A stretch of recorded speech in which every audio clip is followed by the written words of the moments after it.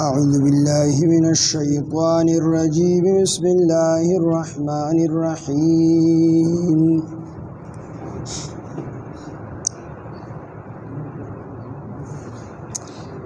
كذلك نقص عليك من أنباء ما قد سبق وقد آتيناك من لدنا ذكرا من أعرض عنه فإنه يحمل يوم القيامة وزرا خالدين فيه وساء لهم يوم القيامة حملا يوم ينفخ في الصور ونحشر المجرمين يومئذ زرقا يتخافتون بينهم إن لبثتم إلا عشرا نحن أعلم بما يقولون إذ يقول أمثلهم طريقة إن لبثتم إلا يوما صدق الله العظيم رب اشرح لي صدري ويسر لي أمري واحلل عقدة من لساني يفقه قولي رب زدني علما سبحانك لا علم لنا إلا ما علمتنا إنك أنت العليم الحكيم سورة طه 14 سپارہ آیات نمبر 99 كذلك نقص عليك من أنباء ما قد سبق سورة طه کی په اصل کې بیان د توحید او د رسالت او د آخرت ان دي اصولی مسائل په دې کې بیانولو خدای سره سره د انبیاء علیهم السلام کیسې ذکر شولي او بیا د هغه سره سره د حضرت موسی علیه السلام مفصل او تفصیلی کیسه ذکر شوله اوس دلته کې الله جل شانه دلته کې د رسول الله صلی الله علیه وسلم د رسالت اثبات کی نبی علیہ السلام پیغمبری او رسالت الله تعالی دلته کې ثابتی ده دینه چې دا دومره لوی واقعات او حقيقي واقعات د انبیاء علیهم السلام چې بیان کړل دک شان د موسی علیه السلام مفصله واقعا نبی علیہ السلام بیان کړل دا دومره رښتیا خبره او دا دومره خسته او حقيقي واقعات بیانول دا د یو امي سړي د بارا چې یو امي سړی دی ان رسول الله صلی الله علیه وسلم امي دی سکول کالج یونیورسيټي مدرسې ته نه دی تللی د چا نه زده کړه نه ده کړې د چا عالم خواته نه دی تللی او بیا داسې فصیح او بلیغ انداز کې بیان کوي د پیغمبرانو واقعات بیاني نو دا په دې خبره باندې دلیل دی چې دا عام سړی نه دی بلکې دا د الله تعالی پیغمبر دی او دا دې چې کومې خبرې کوي نو دا خبرې د خپل خبرې نه دي من جانب الله دی یعنی د الله د طرف نه ته وحی کیږي او دا وحی ده دا خبرې عامه خبرې نه دي نو دا مخکنی تیر شوی واقعات یا د موسی علیه السلام دا تیر شوی تفصیلی قصه چې دا د رسول الله صلی الله علیه وسلم خلکو ته بیان کړل نو دا په دې باندې دلیل دی چې نبی علیہ السلام عالم نه دی تللی سکول یونیورسيټي کالج کې سبق نه دی ویلي او بیا دومره علم ورسره دی پخوانو پیغمبرانو واقعات بیان کړو د امتونو واقعات بیان کړو نو دا علم ورسره د کوم ځای نه راغی نو دا په دې خبره باندې په خپل دلیل دی چې نبی علیہ السلام د الله تعالی را لېږل شوی پیغمبر دی په دې باندې الله تعالی د رسول الله سلام هغه رسالت ثابتې دلته کې وکذالک نو الله تعالی فرمایي دغه رنګي نقص من بیانو علیک بتا باندې من انباء د خبرونو ما د هغه خبرونو د هغه واقعاتونه قد سبقا چې په تحقیق سره مخکې تیر شوي دي ستانه مخکې چې کوم امتونه کوم واقعات تیر شوي دي نو دا موږ ته بیانو پتا باندې بیانو وقد آتیناک او په تحقیق سره موږ درکړې دي ته من لدنا د خپل طرف نه ذکر قرآن د ذکر نه دلته کې مراد قرآن دی نصیحت دی مراد نه دی قرآن دی مراد دی او قرآن په خپل باندې نصیحت دی دا څومره واقعات چې دي دا تا باندې موږ بیان کړو په دې قرآن کې دا په دې قرآن کې لیکل شوي دي کذالک دغه رنګ نقص موږ بیانو علیک بتا باندې من انباء د خبرونو نه ما د هغه خبرونو نه د هغه واقعاتو نه قد سبقا چې په تحقیق سره مخکې تیر شوي دي وقد آتیناک او موږ درکړی دی تا ته من لدنا د خپل طرف نه ذکر قرآن نو مشرکین ته الله تعالی بیان کوي چې تاسو د نبی علیه السلام د رسالت اومنه ځکه چې ته قرآن ورکړی شوی دی دا من جانب الله دی من لدنا الله وی زمونږ د طرف نه ذکر تا ته موږ قرآن درکړی دی دا ټول واقعات په قرآن کې دي نو دی چې دا قرآن نه منو نو دی به د نبی علیه السلام ځان نه جوړ کړی دی نو الله تعالی ځان نه دی جوړ کړی او بل څو ځای قرآن مجید کې الله تعالی دا ټول چیلنج کړي دي او تر قیامت پورې چیلنج دی چې فأتوا بسورة من مثله نو دوی لس آیاتونه راوړی او اخره کې ورته الله تعالی چیلنج ورکړل چې فأتوا بسورة من مثله د دې په شان یو صورت راوړی ان کنتم صادقین کو چې تاسو په خپل خبره کې رښتونی یې فأتوا بسورة من مثله وادعوا شهداءکم ان کنتم صادقین کو چې تاسو په خپل خبره کې رښتونی یې نو د دې په شان صورت راوړی صورت کې دا تنوین نه دی دا دوه زیرونه چې دي وی دا د تقلیل لپاره دی د قلت لپاره چې وړوکي نه وړوکي صورت راوړی تر اوسه پورې نه دی راوړی تر قیامت پورې نشي راوړلی من اعرض دویم آیت کې الله تعالی فرمایي من اعرض چا چې اعراض کو مخې واړو عنه د دې قرآن نه دا قرآن یې ونه منو یې اعراض کو مخې د دې نه واړو نو مخ اړول په څو قسمه دي یا دا د قرآن مجید تلاوت نه کول دا هم د قرآن نه مخ اړول دي قرآن نه زده کول دا هم د قرآن نه مخ اړول دي په قرآن باندې عمل نه کول دا هم د قرآن نه مخ اړول دي قرآن غلط ویل هغه صحیح کول نه دا هم د قرآن نه مخ اړول دي دا ټول د قرآن نه اعراض دی بعضې خلک وایي مونږ قرآن نشو ویلی زمونږ ژبې غټې شوي دي او دا چل شوی دی هغه چل شوی دی نه الله تعالی وی شروع یې که الله دا نه وایي چې ختم کړه دا قرآن وی شروع یې کړه نو چا قرآن نه ویلی د اوس نه شروع کړي قاعده شروع کړي او کو مرګ ورله راغی نو الله تعالی به د پوره قرآن ویلو سره پاسي من اعرض چا چې مخ واړو عنه د قرآن نه فانه يحمل نو بېشکه هغه يحملو به اوچتي یوم القیامت په ورځ د قیامت باندې وزرا بوج د عذاب بوج به الله تعالی وي اوچتي په ورځ د قیامت باندې خالدین دی به همیشه وي فيه په دې عذاب کې وساء لهم او ډیر بد دي د دوی دپاره یوم القیامت په ورځ د قیامت حمله دغه بوج د عذاب دا کوم بوج چې دی دا به دوی دپاره ډېره بده خبره وي ډېر سخت کار به وي یوم په کومه ورځ باندې ينفخو چې به پوکې ووالي شي فی السور په شپېلۍ کې ونحشر المجرمین او مونږ به راپاسو مجرمان مونږ به راجمع کړو مجرمان یومئذ په دغه ورځ باندې زرقا شنو سترګو والا زرقا بعضې مفسرین وایي چې د دې نه مراد ړانده دي چې الله وایي مونږ به ړانده راپاسو او د دې ړوند سړي سترګې هم دا هم شنې وي او عربو به دا شنې سترګې ډېرې بدې ګڼلې د دې وجې نه الله تعالی وفرمایل چې په دغه ورځ به الله تعالی دي شنو سترګو وال راپاسي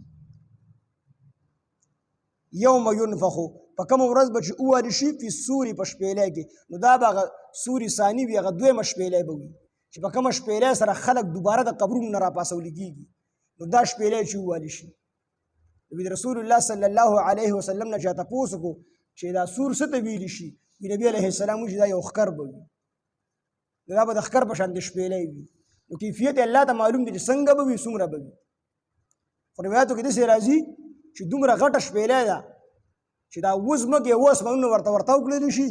داسې به ښکاري لکه د غنمو دانه ژړې شپېلۍ ته ورته وکړي دومره لویه شپېلۍ ده نو دا سور دا به فرشته پوکي چې په لومړی پیری پوکي نو دنیا به ختمه شي او چې په دویمه پیری پوکي نو خلک به د قبرونو نه راپاسي او د دې په منځ کې دا کومه زندګي چې ده دا به 40 کاله وي 40 کاله د دواړو شپېلو په منځ کې او دا 40 کاله به الله رب العزت د خپل شان مطابق فرمایي لمن الملک اليوم نن ورځ بادشاهي د چا ده ټول خلک په خاموش وي 40 کاله د راجح قول مطابق به الله جل شانه د ارشاد فرمایي لمن الملک اليوم اې د دنیا بادشاهانو دنیا کې خدای سو غټې غټې دعوې کولې خو دا راته ووایي چې د نننۍ ورځې بادشاه څوک 40 کاله پس هېڅوک په جواب نشي ورکولی 40 کاله پس په الله رب العزت په خپله وفرمایي چې لله الواحد القهار د نن ورځې بادشاه هغه دی چې هغه نن ډېر په قهر کې نو یوم ينفخو په کومه ورځ باندې به چې پوکې ووالي شي فی السوري په شپېلۍ کې ونحشر المجرمین او الله وی مونږ به راپاسو دا مجرمان یومئذ په دغه ورځ باندې زرقا شنو سترګو والا چې سترګې به شنې وي او یا دا چې سترګې به ړندې وي یتخافتون دی به پټې پټې خبرې کوي دغه ورځ به ډېره زیاته سخته وي نو دی به یو بل سره پټې پټې خبرې کوي یتخافتون دی به پټې پټې خبرې کوي بینهم په خپل منځ کې دا مجرمان به پټې پټې خبرې کوي په خپل مینس کې څه به وي ان لبثتم الا 10 تاسو خو نه پاتې شوي الا 10 مګر 10 ورځې پاتې شوي دي په پټې پټې خبرې کوي او دا پټې پټې خبرې دا به د ډېرې هیبت او د الله تعالی د یرې نه به دي پټې پټې خبرې کوي او یو بل ته به وایي تاسو نه پاتې شوي په دنیا کې الا 10 مګر 10 ورځې پاتې شوي وي دا به ولې وي وي دا 10 ورځې به د دې وجې نه وي چې دې نه قلت مراد دی کموالی ته مراد دی چې دې ته به دنیا دومره لږه بیا معلومیږي ځکه چې د قیامت یوه ورځ د څومره ده د کافرانو باندې خو 50,000 کاله وي دغه ورځ دا او عام مسلمانانو باندې به 1000 کاله وي نو دی چې هغه ورځ ته وګوري نو دې ته به دنیا د زندګي دا به ډېره کمه معلومه شي نو دی به وایي چې مونږ تاسو خو نه پاتې شي یو بل ته به وایي خو 10 ورځې په دنیا کې پاتې شوي یعنې او بعضې مفسرین وایي چې د دې نه مراد دغه دی د قبر زندگی ده چې تاسو په قبر کې دومره نه پاتې شئ مګر 10 ورځې پاتې شوي 10 ورځې نو دا 10 ورځې به کموالی وي یعنې دې ته بیا د قبر د عذاب دا موده چې کومه دا ډېره زیاته کمه ښکاري ځکه د قیامت هغه سختي چې وویني نو دې به وایي چې تاسو په قبر کې نه پاتې شئ خو ډېر لږه موده پاتې شوي او بله دا چې دا کوم چې د قیامت نه منکر خلک دی نو دې به د دې وجې نه وشي دا 10 ورځې تاسو پاتې شوي یې په قبر کې چې د دې خو دا ګمان اړوونه چې د مرګ نه پس به دوباره زندګي د دې خو دا ګمان اړوونه خو الله تعالی را ژوندي کړل نو دوی به وایي چې زموږ خو ګمان نه وګوره الله دومره زر دوباره را ژوندي کړلو یعنې 10 ورځې موږ په قبر کې تېر کړی بیا دوباره ژوندي کړلو او بعضې مفسرین وایي چې د دې نه مراد د دواړو شپېلو دا منځ وي د 40 کاله دا 40 کاله یعنې د قیامت برپا کېدو نه وروستو چې هر څه الله تعالی ختم کړي دویم سور سره او بیا د دویم شپېلې سره به دا خلک راپاسي نو د دغې دواړو شپېلو په منځ کې چې کومه زندګي د 40 کاله ده او په دغه 40 کالو کې به په هېڅ چا باندې عذاب نه وي د دواړو شپېلو ترمنځ الله تعالی به د قبر د عذاب اوچت کړي د لږ ټیم دپاره به دې نه د عذاب اوچت شي دا ټول به وده شي په خوب باندې د دې وجې نه الله تعالی سورت یاسین کې فرمایي چې قالو یا ویلنا من بعثنا من مرقدنا دی به وایي د کافرانو د عذاب اوچت شي دي خو به ډېر سخته تېره کړي په دې قبر کې د قبر عذاب خو ځان له ډېر سخت څیز دی نو دوی په دې قبر کې ډېره سختې تېرې کړي نو دغه 40 کاله موده چې دا به د ټول د کافر د مسلمان د هر چا نه به عذاب اوچت شي بس دوی به لږ ارام وکړي دا 40 کاله چې 40 کاله پس دا شپېلې ووي نو دا کافران به څه وایي مجرمان به وایي قالو یا ویلنا دوی به وایي ای افسوس من بعثنا من مرقدنا چا مونږ را پاسوو زمونږ د خوب د ځایونو نه زمونږ د دې خوب نه مونږ چا را پاسوو وروسته به ورته بیا الله تعالی اعلان وکړي چې وامتازوا اليوم ایها المجرمون نن روز چې کوم دی مجرمان جدا شي په هغه ورځ به الله تعالی مجرمان جدا کړي دا ډېره خطرناکه ورځ ده په دغه ورځ باندې الله تعالی دې موږ ته اسانه کړي نو د دې نه مراد بعضې مفسرین وایي چې دغه 40 کاله دي چې دی کله راپاسي دی به وایي چې دا خو 10 ورځې وي دا خو 10 ورځې زندګي وه ونحشر المجرمین او په کوم ونحشر یوم ينفخ او په کومه ورځ باندې به په کومه ورځ چې به پوکې والی شي فی الصور په شپېلۍ کې ونحشر المجرمین او موږ به راپاسو مجرمان یومئذ په دغه ورځ باندې زرقا شنو سترګو والا یتخافتون دوی به یو بل سره پټې خبرې کوي بینهم په خپل منځ کې څه به وي ان لبثتم چې تاسو نه پاتې شوي الا 10 مګر 10 ورځې دا 10 ورځې به مراد د قلت وي الله تعالی فرمایي نحنو اعلم الله فرمایي مونږ ته علم دی مونږ ته ډېر علم دی مونږ ډېر پوهېږو بما په هغه څه باندې یقولون چې دوی وایي الله فرمایي چې دوی کوم ته 10 ورځې وایي نو په دې الله مونږ ته پته ده مونږ ته ښه علم دی چې دوی څومره زندګي دنیا کې تېره کړې ده خو دنیا ته مراد شي ته بیا د دنیا لږه غونډه کې ښکاري د آخرت په مقابله کې خو د قبر ژوند ته مراد شي بیا به ورته د قبر دا ژوند د قیامت ته د هولناک ورځې د هیبت د وجې نه او د اوږدوالي د وجې نه دا به ورته ډېر کم ښکاري نو د دې وجې نه به دوی وي چې 10 ورځې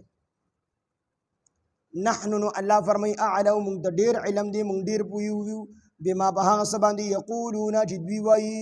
چې دوی څه وایي الله مونږ ته به علم دی چې دنیا کې دي سوره وخت پاتې شوي دي قبر کې سوره پاتې شوي دي د دواړو شپېلو په منځ کې سوره پاتې شوي دي اذ یقولو هر کله چې وایي امثلهم زیاد سمجھدار طریقتا امثلهم طریقتا په هغه وخت یقولو به وایي امثلهم طریقتا زیاد سمجھدار د دوی نه زیاد چې کوم په دې کې سمجھداري هغه به څه وي هغه به دا وایي چې الا بثتم تاسو نه یې پاتې شوي الا یوما مگر یو ورځو الله وی په دې کې به زیات سمجھدار او زیات پوهه هغه وي چې هغه د دې لسو ورځو په ځای باندې یو ورځ ووایي ځکه د قیامت ورځ خو په کافرانو ډېره سخت وي او ډېره لویه به وي نو الله وی چې زیات سمجھدار په دې کې به هغه یو وي که نه چې د دې لسو په ځای باندې یو ورځ یاده کړي ځکه د دنیا دا ټوله زندګي د آخرت یو ورځ مقابله هم نشي کولی دا خو ډېره لږه زندګي ده نو الله وی چې سمجھدار په دغه کسانو کې هغه کس چې د لسو په ځای باندې یو ورځ ووایي چې موږ یو ورځ تېره کړله په دنیا کې یا موږ به قبر کې یو ورځ تېره کړې ده یا موږ د دواړو شپېلو په منځ کې یو ورځ تېره کړې ده وي دا کس په زیات سمجھداري مطلب دا نه دی چې د دې کس خبره به ټیک په نه خو دې به زیات سمجھدار په دې چې دته به یعنې د دنیا مقابله کو د آخرت د قیامت ته د غیر ورځې سره وشي نو دا د یو ورځ مقابله هم نشي کولی په دې اعتبار سره الله وی دا به ډېر سمجھداري په دغې بس وکذالک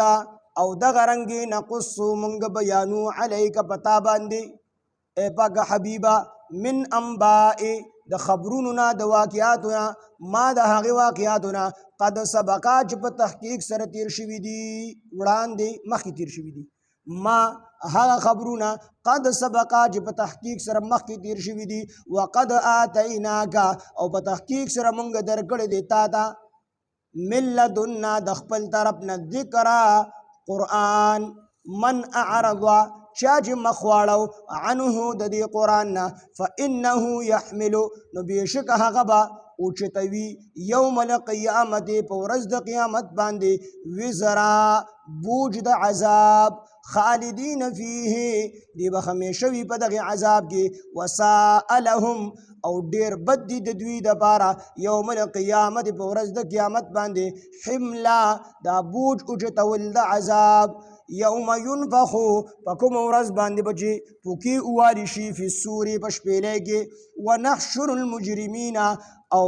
مونږ به راجمع کړو مجرمانو لره یومئذ په دغه ورځ باندې زرقا شنو سترګو والا یتخافتون دوی به پټې پټې خبرې کوي بینهم په خپل منځ کې دی به څه وي دی به دا وي ان لبثتم چې تاسو نه یې پاتې شوي الا عشره مګر لس ورځې نحن اعلم الله وي مونږ ته ډېره پته ده مونږ ډېر پوهه یو بما په هغه څه باندې یقولون چې دوی وایي اذ په هغه وخت کې یقولو چې ووایي امثلهم طریقتا زیات سمجھدار په دوی کې ان لبثتم الا یوما چې تاسو نه یې پاتې شوي مګر یو ورځ سبحان الله وبحمده سبحانك اللهم وبحمدك اشهد ان لا اله الا انت نستغفرك ونتوب اليك سبحان ربك رب العزة عما يصفون والسلام على المرسلين والحمد لله رب العالمين